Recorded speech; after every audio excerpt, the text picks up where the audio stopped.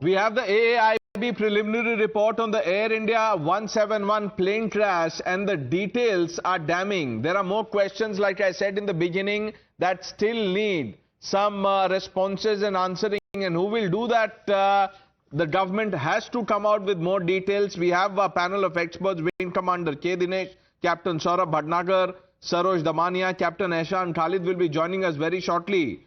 Dr. Ranganathan stays on. Wing Commander Dinesh, I don't know whether you've seen the commentary so far or not, but there is one section that suggests that this is an attempt to give a clean sheet to the manufacturer, the engine manufacturer in GE. And like you said that, you know, if you were investigating this, you would be sending letters to them, or, you know, a show cause that respond to what has happened. But no such thing has happened. Now, what is the procedure? Is there still time to do that? So let's put it like this.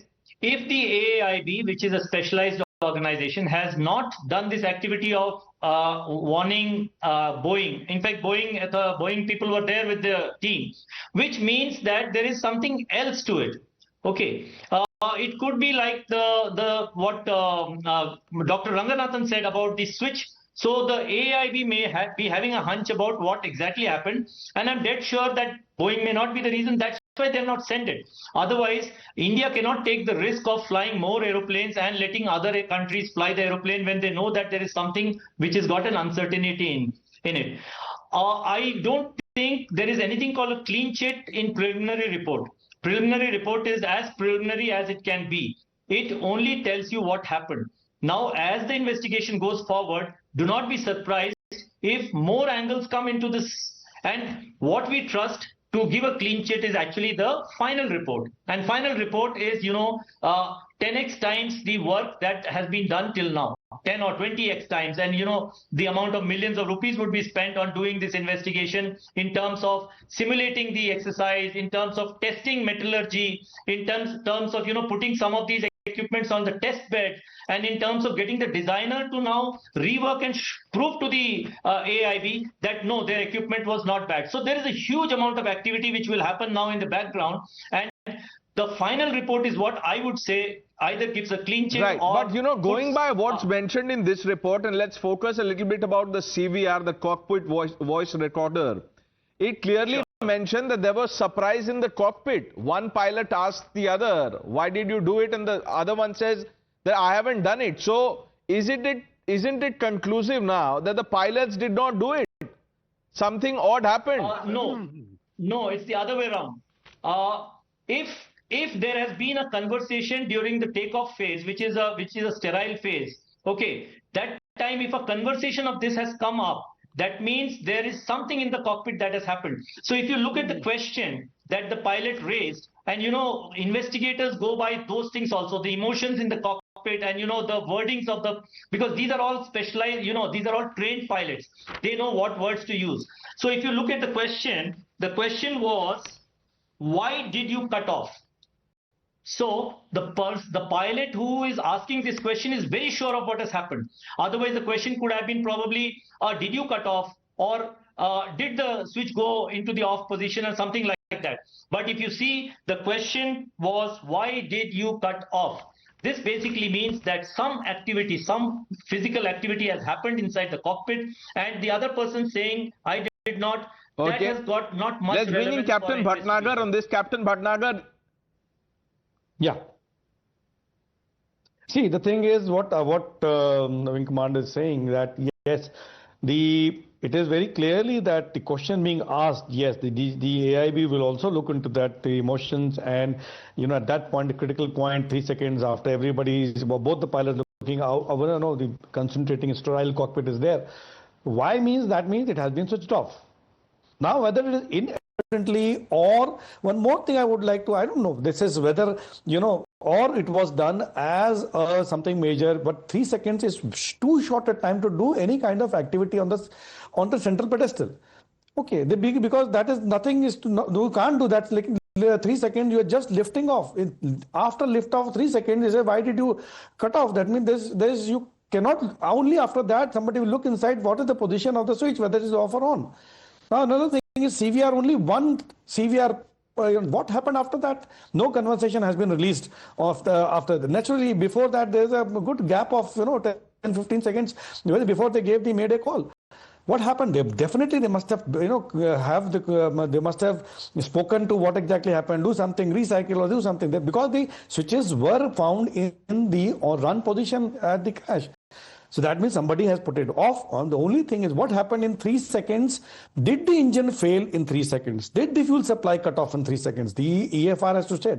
As a result, the engine pulled down and somebody did only a recycle or something. I'm just speculating the theories, what the thing is. What happened in 3 seconds? That is one thing. But yes, what Commander Dinesh is saying, yes, there was a question. Why? That means there was a cutoff. And that is why the both engines. So let me read from the report. It says the aircraft achieved the maximum recorded airspeed of 180 knots at about 8842 UTC, and immediately thereafter the engine 1 and engine 2 fuel cutoff switches transitioned from run to cutoff position one after another with a time gap of 1 second. 1 second. I mean, it's 1 second is this is 1 second. That's all that it takes. Wing Commander. Yeah. So 1 second for 2 switches to be operated in a hurry is not a big deal, let me tell you. So you are counting the switch going from all the way from the top to the bottom and then resting. What the FDR is counting is when the contact was made in the sensor. Okay, so 1 second is not a big deal. I would not make a big deal out of 1 second if the whole question is who did it. Now, if you look at this, I think what Captain Bhatnagar is also making a very important point is what came first. Engine failure followed by this action, or this action followed by an engine failure.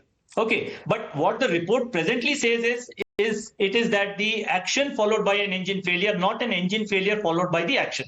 So the investigators will again, I think, need to clarify that to us. I think it would come out in due course of time. But do not give too much of credence to 1 second. Only point I can make is if it was a software switch off, that means software doing the switch off, then both the switches would have come to the position almost simultaneously. You wouldn't have been able to make out the switches coming back together. But look at the word transition now. This is, like you said, this has to be mechanically done, like physically done. Someone has to, put the hand there and then do it.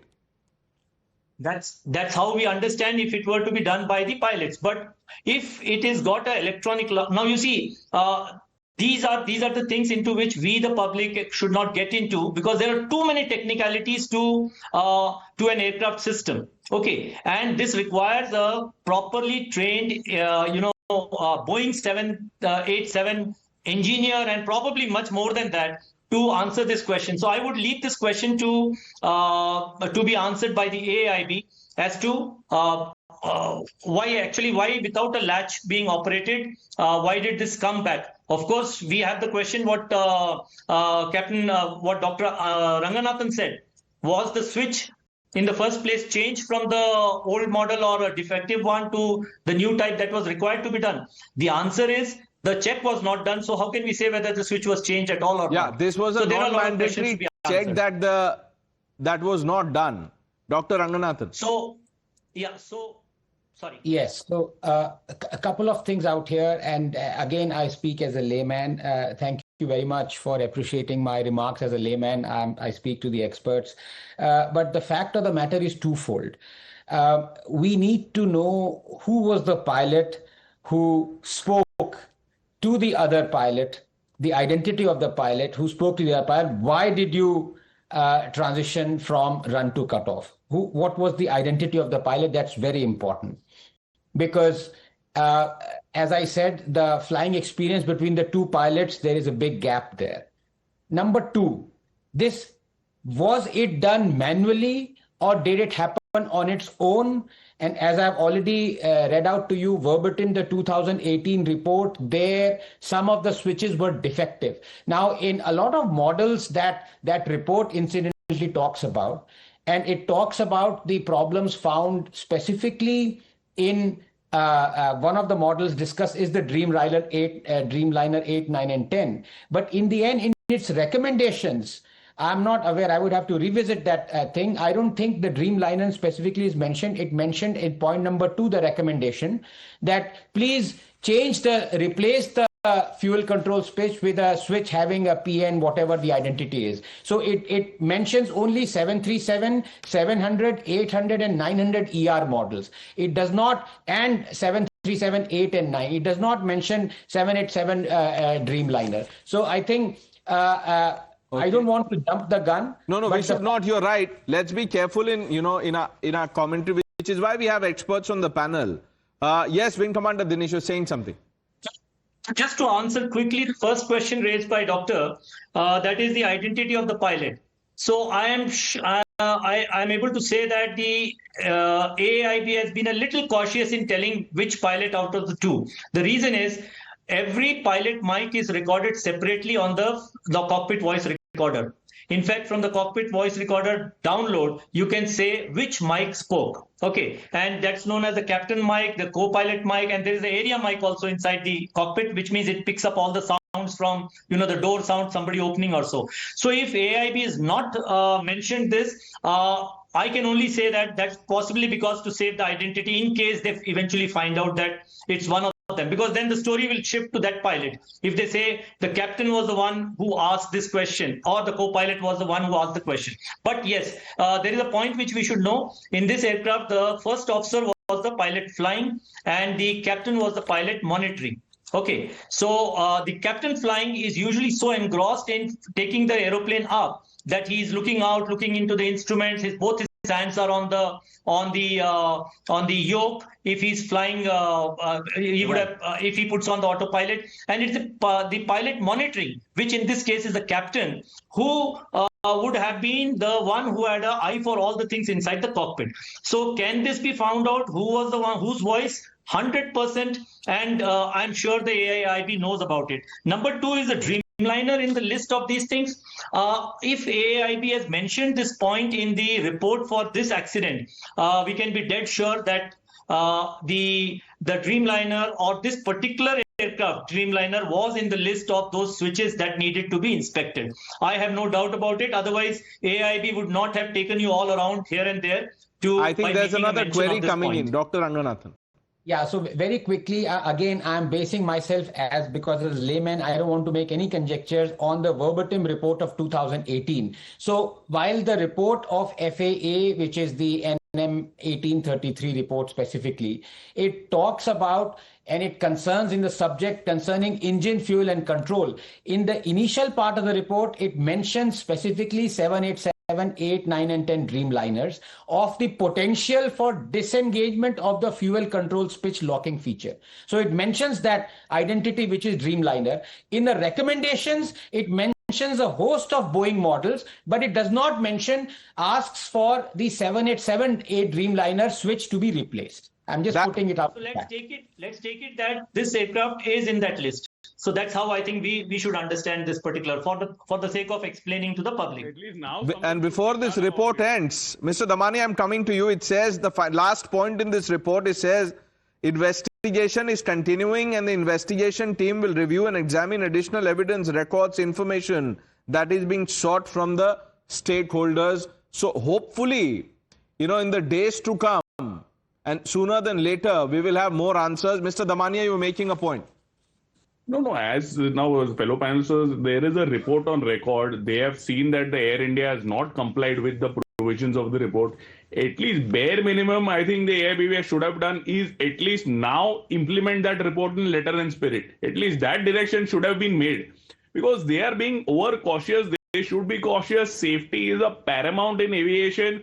Globally, India is not at the pinnacle of safety standards. That is a fact. US, Europe, there are safety standards followed are much higher than what are followed in India. Of course, aviation standards are global standards, but still India in implementation of the safety standards is far behind some other countries. So you're right. You're absolutely spot on, which is why this point in the report actually irks a lot of people, including, it irks me. It says at this stage of investigation, there are no recommended actions to the B7878 or G, engine operators and manufacturers. That is Captain very Bhatnagar. surprising, and they are just being cautious about it. But they should understand safety. The final report will take a year to come. We don't want something to happen or some safety to be jeopardized. And this is the first of the kind aircraft. This is the first 787 incident. So it is globally, of course, everybody is following it. They are just playing safe. They don't want a recommendation to come. See, it is better to be safe than sorry. So it is better to take some precautionary measures. Well said. And has to be taken. Captain Bhatnagar, Just quickly. wait for a disaster to take place again. Actually, what Dr. Ranganathan said, yes, I was also reading the report in the meantime that the recommendation, this is the part number of 787-89. They identify the particular part number which needs to be changed, but in the recommendation, they totally omitted the Dreamliner at all. So now the Air India has to say what this part number matching with the 787-8 or -9, then it will be something that, yes, that has to be replaced for that part number. But in the recommendation, they have omitted. So there is I would say, contradictory things about as per the AAIB is there, what 8-33. So that is the one thing which Air India has to needs to look whether this part number belong to that particular. If not, then definitely they would have not done it because it was just an advisory, not a mandatory thing to be carried out on every Dreamliner. Right. That's what my take on this. Wing Commander Dinesh, you have the last word, sir. Yeah, no, I just want to make a statement, appreciating what Mr. Damania said. Actually, the AAIB must have noted this. And if you notice that all the Dreamliners were grounded for a short while for a check. So I'm sure that the aircrafts would have been checked for this aspect also when the Dreamliners were grounded. And I'm sure that this was highlighted long back. In fact, even before this report came, this bulletin was highlighted. And I'm sure that this was part of the check that was done. So as far as the safety, ongoing safety is concerned, I think Air India would have taken the steps. And the reason why probably the AIB has not mentioned it in the recommendation is because it's a talking point that has already been completed. Probably. That's what my understanding of why the report doesn't make a mention. And why rule out a global safety audit? Why? This incident calls for that. And, and people are, like you heard on the panel, there are many who are saying that this is the right time to do it. So I don't know what is this thing about being overcautious, of exercising due diligence, etc. I mean, you're not being diligent if you're not calling for more safety measures, Dr. Ranganathan. No, I think you're absolutely right. And I think the pilot there also is absolutely right. I think the bare minimum thing that has to be done is an instruction that must come out from the DGCA, which is above and beyond the air investigators, to inspect each and every of these transition switches and make sure that the 2018 recommendation and the switches that are mentioned in there and the Boeing models, those switches are no longer there. They have been replaced. That's the bare minimum. I think it's to avoid panic, but viewers, come to think of it, I mean, if you're wanting to avoid panic, the other option or the other end of this is total disaster like what we saw. So it's better to be safe than sorry. I thank all of you gentlemen for joining us and putting this report in perspective for our viewers. Our continuous comprehensive broadcast on Times Now continues through the day as we track this big story.